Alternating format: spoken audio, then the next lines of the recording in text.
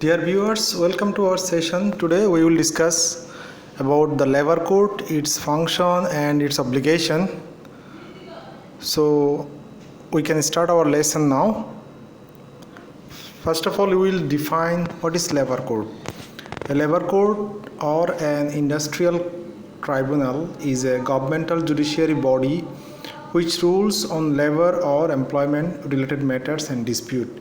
এটার আরেকটি নাম রয়েছে যেটিকে বলা হচ্ছে ইন্ডাস্ট্রিয়াল ট্রাইব্যুনাল এবং লেবার কোড হচ্ছে একটি সরকারি বডি জুডিশিয়ারি বডি আইন প্রয়োগকারী সংস্থা যার মাধ্যমে লেবার রিলেটেড বিভিন্ন প্রবলেম অথবা ডিসপিউট যেগুলো থাকে সেই ডিসপিউটগুলো এখানে সলভ করা হয় in a number of countries labour cases are often taken to separate national labour high courts পৃথিবীর বিভিন্ন দেশে লেবার সংক্রান্ত আইনগুলো অথবা লেবার সংক্রান্ত মামলার বিচার কার্যক্রমগুলো আলাদা করে প্রচলিত আইন থেকে আলাদা করে এগুলোকে বিচার কার্য সম্পন্ন করা হয় বাংলাদেশেও এই আলাদা করে বিচার কার্য সম্পন্ন করা হয় লেবার কোর্টের মাধ্যমে আমরা এই বিষয়টি একটু পরে জানতে পারবো Bangladesh labour code according two Bangladesh labour act 2006 under section 214 of Bangladesh Labor Code it provides the information about labor code. There are 13 subsections in total which are discussed under 6 point in this discussion. Bangladesh Labor Code 2006 যে আইনটি রয়েছে সেই আইনের 214 নম্বর সেকশনের মাধ্যমে labour code সম্পর্কে বিস্তারিত বর্ণনা করা হয়েছে যেখানে 13টি সাবসেকশন রয়েছে আমরা এই 13টি সাবসেকশনের বিষয়গুলো বর্ণিত বিষয়গুলো 6টি পয়েন্ট আকারে আমরা আজকের এই লেসনে আলোচনা করব first of all formation and process of labour code কিভাবে লেবার কোড গঠিত হয় under section 214 first of all total number of labour code as many labour code as government considers necessary according to subsection 1 subsection 1 অনুসারে এখানে যে বিষয়টি বলা হচ্ছে labour code সংখ্যা কয়টি হবে এটি আসলে স্পেসিফিক কোনো সংখ্যা নেই এটি প্রয়োজনের উপর ভিত্তি করে গভর্নমেন্ট যে কোনো সংখ্যক প্রয়োজনীয় সংখ্যক লেবার কোড গঠন করতে পারে nature of labour code this code shall be deemed to be a civil code according to subsection 12 অনুসারে এটাকে বলা হচ্ছে এটি কি সিভিল কোড বলা হচ্ছে এখানে যে বিষয়টি মূলত বলা হচ্ছে ফৌজদারি কার্যবিধির 35তম অধ্যায়ের বিধানাবলী শ্রম আদালতের ক্ষেত্রে প্রযোজ্য হবে এবং উক্ত অধ্যায়ের উদ্দেশ্যে শ্রম আদালত একটি দেওয়ানি আদালত বলে গণ্য হবে এখানে ফৌজদারি কার্যবিধি এবং দেওয়ানি কার্যবিধি এগুলো এই কোর্টে আলোচনা এখানে বিভিন্ন মামলার কার্যক্রমগুলো পরিচালনা করা যাবে all court shall subordinate to the tribunal এবং সকল শ্রম আদালত ট্রাইব্যুনালের অধস্থন আদালত হিসেবে গণ্য হবে সরকারি যে বিভিন্ন ট্রাইব্যুনাল রয়েছে সেই ট্রাইব্যুনালের অধস্থন হিসেবে গণ্য করা হবে এই হচ্ছে nature how many members and who will be the member of the labour code According to subsection 3 Bangladesh Labor Code 2006 of section 214 all labor code shall consist of a chairman and 2 members one from employers and the other from the worker এখানে 214 নম্বর সেকশনের subsection 3 অনুসারে আমরা দেখতে পাচ্ছি প্রত্যেকটি labour code গঠিত হবে 3 জন মেম্বারের মাধ্যমে যেখানে একজন চেয়ারম্যান থাকবেন এবং 2 জন সাধারণ মেম্বার থাকবেন এবং সাধারণ মেম্বারদের মধ্যে একজন থাকবে মালিক পক্ষ থেকে এমপ্লয়ার পক্ষ থেকে আরেকজন থাকবে শ্রমিকদের পক্ষ থেকে এই হচ্ছে লেবার কোডের যারা কার্যক্রম পরিচালনা করবে তাদের সংখ্যা এখন আমরা দেখব তাদের যোগ্যতাগুলো কিভাবে হবে according to subsection 4 the chairman will be selected the selection process of chairman is the chairman shall be appointed by the government from amongst the district judge or an additional district judge এখানে subsection 4 অনুসারে যে বিষয়টি আমরা দেখতে পাচ্ছি chairman হবেন একজন সরকারি বিচারক যার ডেজিগনেশন হবে ডিস্ট্রিক্ট জাজ অথবা অ্যাডিশনাল ডিস্ট্রিক্ট জাজ ক্যাটাগরির এবং কে এই লেবার কোডের চেয়ারম্যান হবেন এটি সরকারই নির্ধারণ করে দিবেন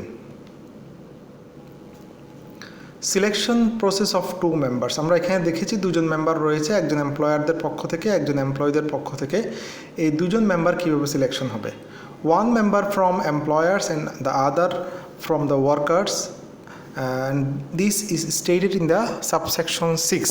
এই বিষয়টি বলা হয়েছে subsection 6 A the government shall constitute two panel of the member from the both the side. এখানে গভর্নমেন্ট দুটো প্যানেল তৈরি করে দিবেন, one of which shall consist of 6 representative of employers and the other 6 representative of the worker. আমরা দেখেছি একজন এমপ্লয়ারদের পক্ষ থেকে এবং একজন এমপ্লয়ের পক্ষ থেকে মেম্বার থাকবে, কিন্তু কে হবে এমপ্লয়ারদের পক্ষ থেকে এবং কে হবে এমপ্লয়ের পক্ষ থেকে এই বিষয়টি একটি প্যানেল তৈরি করতে হবে। প্রথমে যে বিষয়টি বলা হচ্ছে, শ্রমিকদের পক্ষ থেকে এখানে 6 জন প্রতিনিধির একটি লিস্ট পাঠাতে হবে, পাশাপাশি মালিকদের পক্ষ থেকেও 6 জন মনোনীত ব্যক্তির একটি লিস্ট পাঠাতে হবে। The chairman shall select one person from the panel of employers and one person from the panel of the workers according to subsection 9. এবং subsection 9 অনুসারে যে বিষয়টি এখানে বলা হচ্ছে যে কে হবেন এই 6 জনের মধ্য থেকে একজন, এটা চেয়ারম্যানই নির্ধারণ করবেন।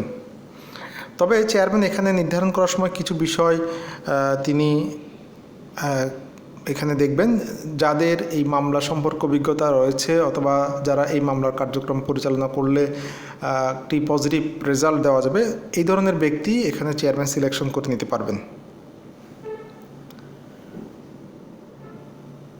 তাহলে আমরা দেখলাম এখানে লেবার কোড কীভাবে সিলেকশন হবে। লেবার কোডে 3 জন মেম্বার থাকবে, একজন হচ্ছে চেয়ারম্যান, একজন হচ্ছে এমপ্লয়ার পক্ষ থেকে প্রতিনিধি, আর একজন হচ্ছে মালিক ওয়ার্কারদের পক্ষ থেকে প্রতিনিধি। 3 জন মিলে লেবার কোড করতে হবে। জুরিসডিকশনস অর অথরিটি, এখানে লেবার কোডের তাদের কি কি কাজ তারা করতে পারবে। A labour code shall have exclusive jurisdiction to adjudicate and determine any industrial dispute.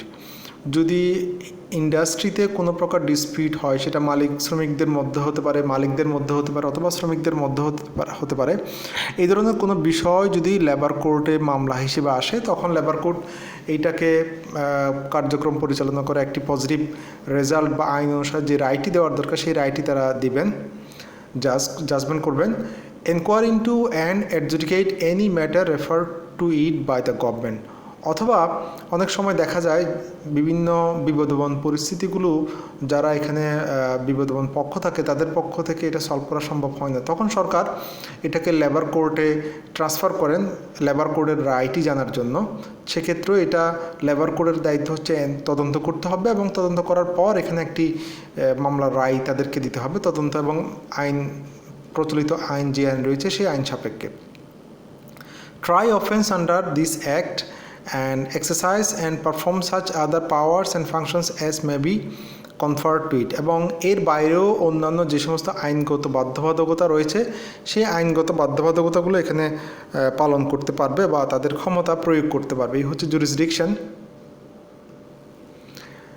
Nature of labour code cases, labour কোডের মামলাগুলো কীরকম হতে পারে।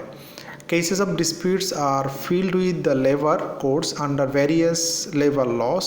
These are complaint case, legal right case, appeal case, wages case, compensation case and other cases. এখানে আমরা অনেক ধরনের case দেখতে পাচ্ছি যেগুলো লেবার কোডের মাধ্যমে সমাধান করা হয়। আমরা এখন দেখব একটা একটা করে কিভাবে এই আইনগুলো বা মামলাগুলো পরিচালনা করা হয় বা কিভাবে আসে। First of all, complaint case. In civil law, a complaint is the first formal action taken to officially begin a lawsuit. এটা কমপ্লেইন হচ্ছে এমন একটি বিষয় যেটি একটি ফর্মাল মানে হচ্ছে যেটা একটা অফিসিয়াল বিষয় থাকে। এখানে এক পক্ষ এখানে লিখিত আকারে আরেক পক্ষের বিরুদ্ধে কমপ্লেইন করে থাকে, অভিযোগ করে থাকে, এবং সেই লিখিত ডকুমেন্টে কী কী বিষয় থাকে সেগুলো আমরা দেখব। The allegations against the defence, এখানে অভিযোগকারী ব্যক্তি তিনি তার অভিযোগ দাখিল করবেন, তার কী কী বিষয় রয়েছে, কী কী বিষয় অভিযোগ রয়েছে, সেই বিষয়গুলো তিনি স্পষ্ট আকারে লিখিত এখানে পেশ করবেন। দ্য স্পেসিফিক ল ভায়োলেটেড, এবং এখানে কোনো আইনগত বিষয় ব্যত্যয় ঘটেছে কিনা অথবা ভায়োলেট করেছেন কিনা সেই বিষয়গুলো এখানে উল্লেখ করা থাকবে। The facts that lead to the dispute, কী কারণে তাদের মধ্যে বিরোধটা সৃষ্টি হলো সেই কারণটি এখানে বর্ণনা করা হবে। Any demands made by the applicant to restore justice, এবং যিনি এখানে অভিযোগ করছেন তিনি তার অভিযোগের সপক্ষে বা অভিযোগ করার কারণে বা তিনি যদি কোনো প্রকার এখানে ক্ষতির সম্মুখীন হন, তিনি কোন ধরনের জাজমেন্ট অথবা কোন ধরনের প্রতিকার চাচ্ছেন সেই প্রতিকারের বিষয়গুলো কিন্তু এখানে তার কমপ্লেইন্টে উল্লেখ করতে পারবেন। Second one, legal right case.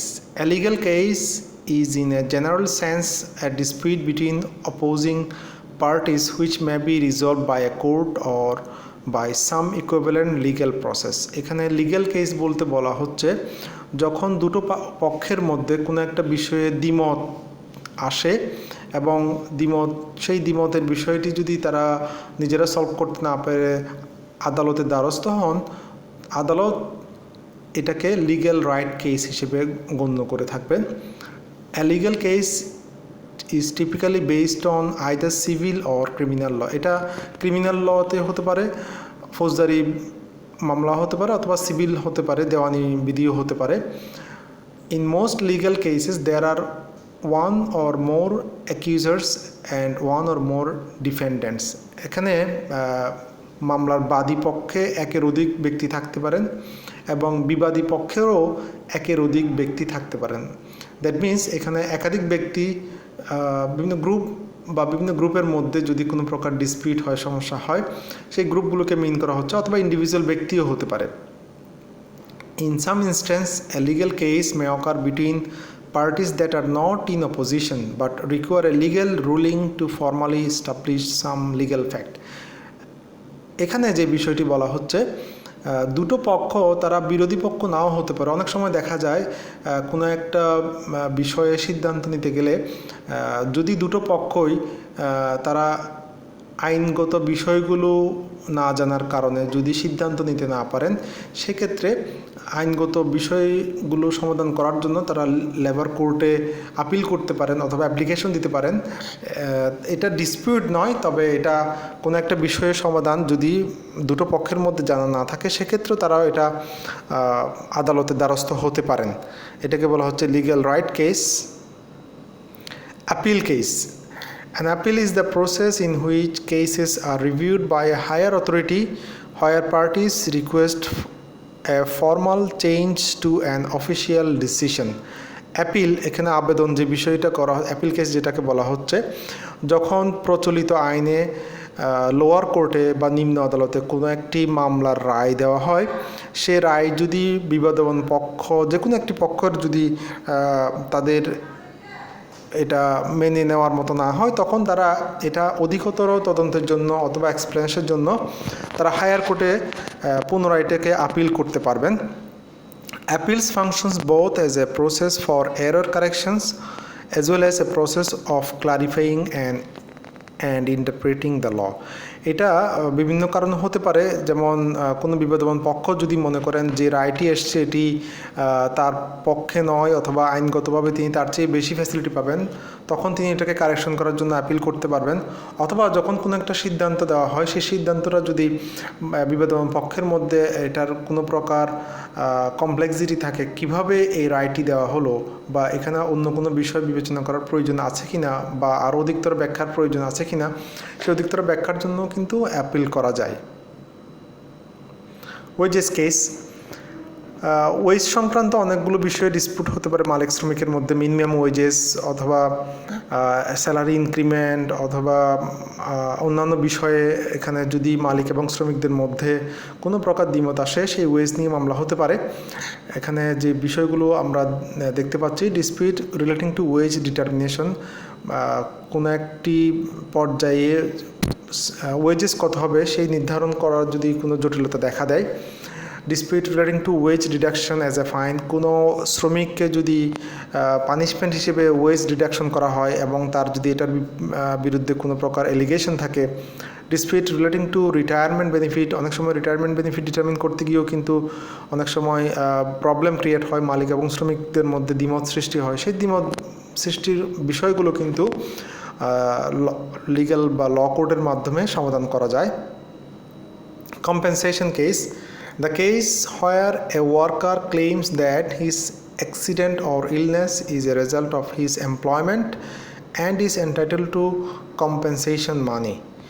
যদি কোনো কারণে কোনো শ্রমিক কর্মরত অবস্থায় জব রিলেটেড কারণে অসুস্থ হয়ে পড়েন অথবা অ্যাক্সিডেন্ট দুর্ঘটনায় পতিত হয় এবং তার এই দুর্ঘটনা অথবা অসুস্থতার কারণে তার যদি কোনো প্রকার ক্ষতির সম্মুখীন হন, সেই ক্ষতিরটা পুষিয়ে নেওয়ার জন্য বা ক্ষতির এখানে কম্পেনসেশন পাওয়ার জন্য তিনি আদালতে মামলা করতে পারবেন যদি মালিক পক্ষের সাথে তার এই বিষয়ে কোনো দ্বিমত সৃষ্টি হয়। এখানে অন্যান্য আরও অনেকগুলো বিষয় আসতে পারে কম্পেনসেশন কেস হিসেবে, accidental injury, requirements for benefits অথবা অন্যান্য বেনিফিট, যে কোনো বেনিফিট নির্ধারণ করার ক্ষেত্রেও কিন্তু এখানে কম্পেনসেশন রিলেটেড মামলা আসতে পারে। আমরা জানি শ্রমিকরা অনেক প্রকার তারা স্যালারি বেনিফিট পেয়ে থাকে। আমরা জানি basic salary, bonus, dearness allowance, convenience allowance, যে কোনো বিষয়ে যদি মালিক এবং শ্রমিকদের মধ্যে দ্বিমত সৃষ্টি হয় বা ডিসপিউট সৃষ্টি হয়, এই মামলাগুলো এই প্রবলেমগুলো লেবার কোডের মাধ্যমে কিন্তু সলিউশন করা যায়। এই হচ্ছে আমাদের মামলা সংক্রান্ত বিভিন্ন বর্ণনা। এখন আমরা দেখব কী কারণে এই মামলাগুলো দেরি হয় এবং এখানে আর কোনো প্রবলেম হয় কি না। Reasons for delay in the disposal of labour code cases. Labour কোডের কেসগুলো কিন্তু অনেক সময় যথাসময়ে এটা কার্যক্রম কিন্তু সম্পাদিত হয় না এবং যেই উদ্দেশ্যে মামলাগুলো করা হয় সেই উদ্দেশ্যটা কিন্তু সফল হয় না। কী কারণে মামলাগুলো দেরি হয় সেই বিষয়গুলো আমরা এখন একটু দেখব। Number 1, code does not constitute due to absence of members. এখানে অনেক সময় দেখা যায় বাদী পক্ষ অথবা বিবাদী পক্ষ তারা যে কোনো কারণে যদি আদালতে সঠিক সময়ে উপস্থিত না হন, তাদের বক্তব্য যদি বিচারক শুনতে না পান, তাহলে অনেক সময় বিচারককে কিন্তু অপেক্ষা করতে হয়। সেই অপেক্ষা করার কারণেও কিন্তু মামলাগুলো রায় পেতে দেরি হয়। Submission of time petition for day shifting. অনেক সময় দেখা যায় যে নির্ধারিত দিনে মামলা শুনানি ধার্য করা হয়, সেই শুনানির দিনগুলোতে যদি কোনো পক্ষের কোনো প্রবলেম থাকে, তারা যদি আদালতে উপস্থিত হওয়ার ক্ষেত্রে কোনো প্রকার প্রবলেম থাকে বা তাদের অন্য কোনো ব্যস্ততা থাকে, সেক্ষেত্রে তারা আদালতে শুনানির দিনগুলো অন্য দিনে শিফট করার জন্য আবেদন করতে পারে। এভাবে যখন একটা পক্ষ শিফট করে অন্য পক্ষ দেখা যায় এই সুযোগগুলো নেওয়ার চেষ্টা করে, তখন এই শিফটিং করতে করতে বারবার মামলার কার্যক্রমগুলো কিন্তু পিছিয়ে পড়ে। Irregular session of labour code. বিভিন্ন কারণে লেবার কোডের সেশনগুলো বসতে অনেক সময় ডিলে হয়। যেমন দেখা যায় কোনো কারণে চেয়ারম্যান যদি অনুপস্থিত থাকেন, অসুস্থতার কারণে হোক বা যে কোনো লিগ্যাল কারণে হোক, তিনি যদি আসতে না পারেন, তখন দেখা যায় শুনানিগুলো পিছিয়ে যায়। অথবা এখানে যে দুজন মেম্বার রয়েছেন, সেই দুজন মেম্বারও যদি কোনো কারণে উপস্থিত হতে না পারেন সঠিক সময়ে, তখন দেখা যায় শুনানি কার্যক্রমগুলো আস্তে আস্তে পিছিয়ে যায়। Then inadequate number of labour code. আমরা এখানে আজকের আলোচনায় দেখেছি লেবার কোডের সংখ্যা কয়টি হবে এটা সরকার নির্ধারণ করবে, তবে এটা নির্ধারণ করার সময় সরকার প্রয়োজনীয়তাটা দেখবেন। কিন্তু অনেক সময় আসলে দেখা যায় যে এত বেশি ইন্ডাস্ট্রিয়াল ডিসপিউট অনেক সময় হঠাৎ করে হয়ে যায়, নির্ধারিত সংখ্যক লেবার কোডের মাধ্যমে সেই মামলাগুলো কিন্তু অনেক সময় সলিউশন করা সম্ভব হয় না। এই জন্য কিন্তু অনেক সময় দেরি হয়।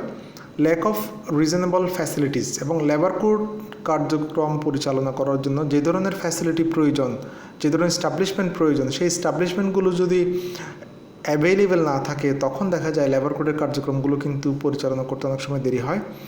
Lawyers attitudes towards time extension. অনেক সময় এখানে বাদী এবং বিবাদী পক্ষের যারা এখানে লয়ার হিসেবে কাজ করেন, সেই লয়ারদেরও কিন্তু অনেক সময় মামলা ধরে রাখার একটা প্রবণতা দেখা যায়।